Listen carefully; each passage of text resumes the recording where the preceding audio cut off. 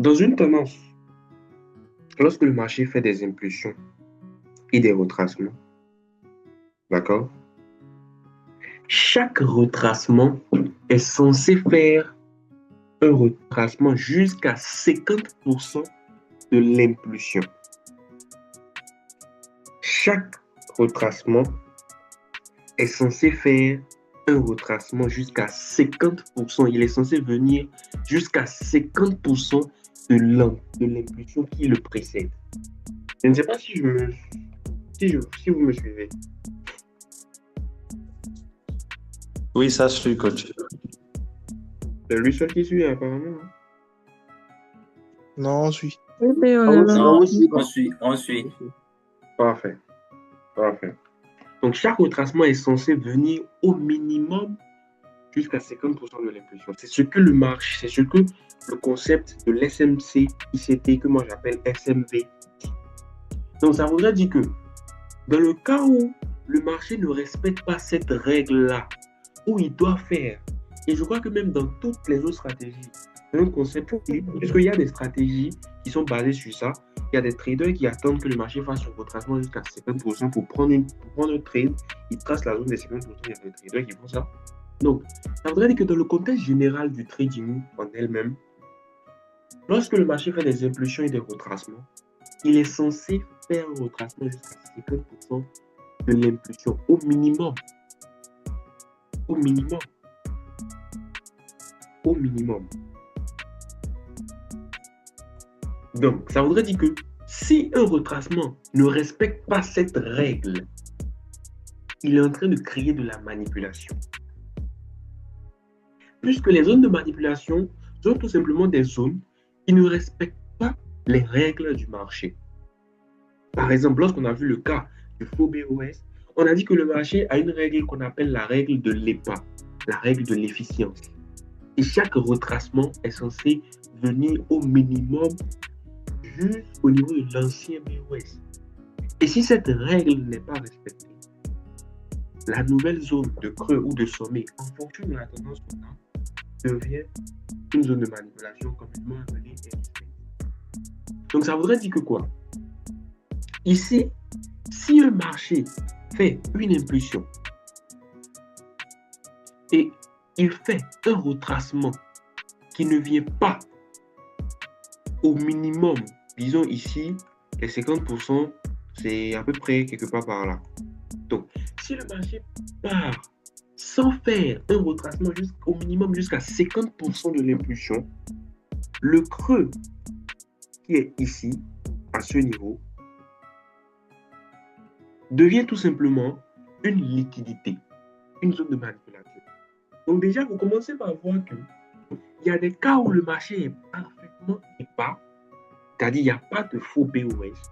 Il a parfaitement fait un retracement jusqu'au niveau de l'ancien BOS, comme on peut le voir dans le cas de mon dessin ici. Et on a quand même de la liquidité. Je sais qu'il y en a ici qui avaient cette question en tête.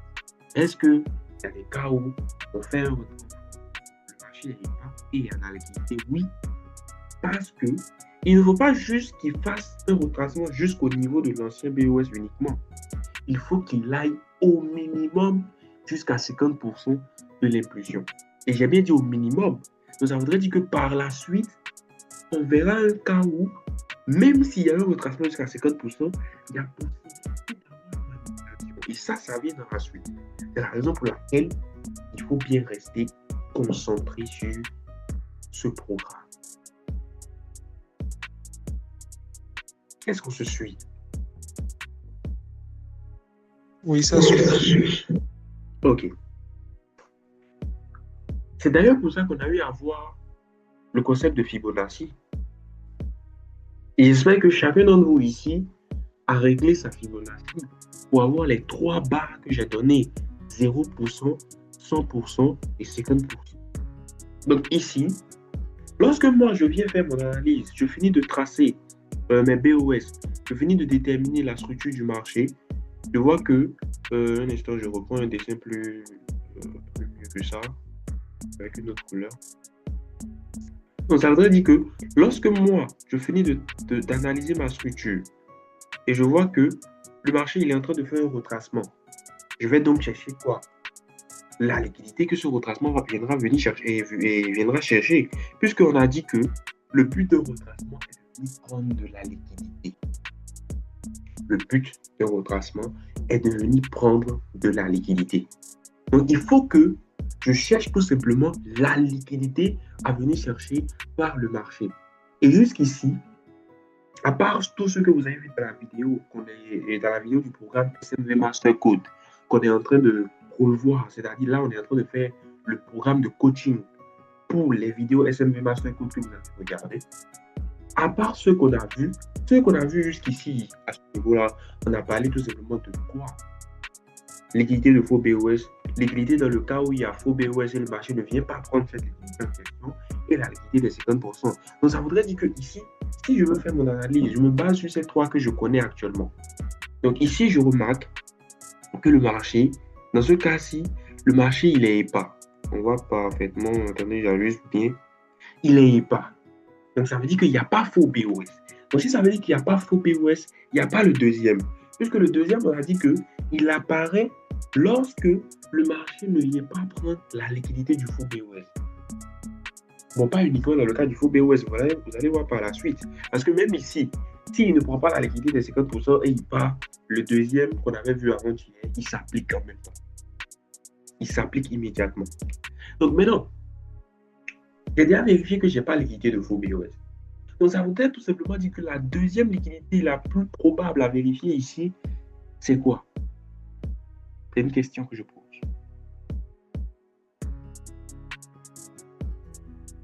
Des 50%. La liquidité des 50%. La liquidité des 50%. Donc il me faut prendre mon outil Fibonacci que je vais tout simplement placer du creux jusqu'au sommet, puisque là je suis dans le cas d'une tendance haussière. Dans une tendance haussière, c'est du bas vers le haut que la Fibonacci se place. Et dans une tendance baissière, c'est tout simplement du haut vers le bas. Donc ici, je suis dans une tendance haussière.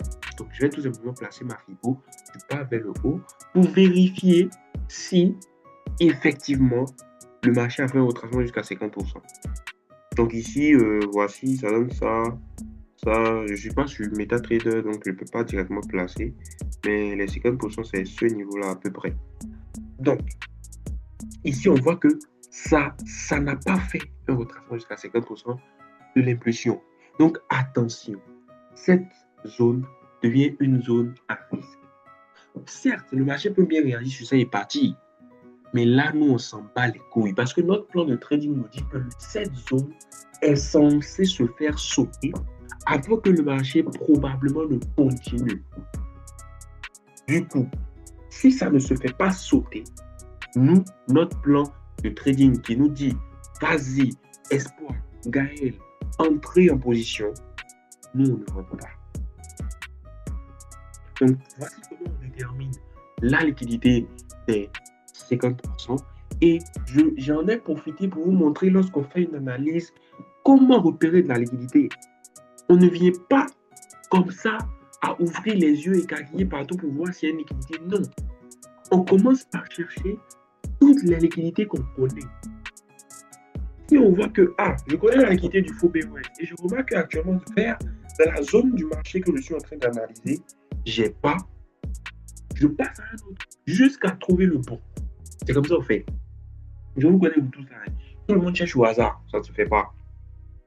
Ça ne se fait pas. On cherche one by one. L'analyse peut prendre 20 à 30 minutes. Il faut que votre analyse soit concrète, puisque vous n'êtes pas des gens, vous n'êtes pas dans un milieu où on te paye à la fin du mois. Non. Tu es payé à la décision. Et pour avoir une très bonne décision, il faut une vision concrète. Certes, la vision peut être concrète et tu vas te taper des pertes. C'est là que le money management rentre en jeu pour t'aider. Mais au minimum, même en te faisant une perte, il faut avoir une vision concrète. Bref, est-ce qu'il y a des questions? Est-ce qu'il y a des questions? Je n'ai pas bien compris par rapport à où on doit rechercher les liquidités. Je n'ai pas bien compris. J'ai tout simplement dit qu'au niveau des liquidités, quand il faut chercher les liquidités, quand vous utilisez le tracé POS, George, Sommet, tout ça, etc., il faut commencer par vérifier one by one, c'est-à-dire chaque liquidité que vous connaissez, de tout ce qu'on a appris du début jusqu'à la fin, jusqu'à ce qu'on finisse ça.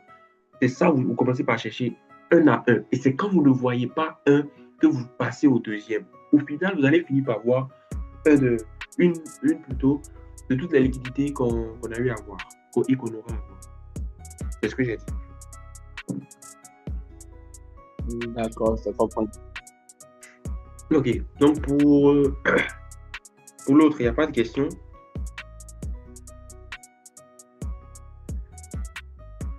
Non, ça va. Ça va, Madame Grasse? Oui. Ok, parfait. Si ça va pour tout le monde, on se prend la prochaine fois dans le prochain programme. Continuez. N'oubliez pas de vous exercer.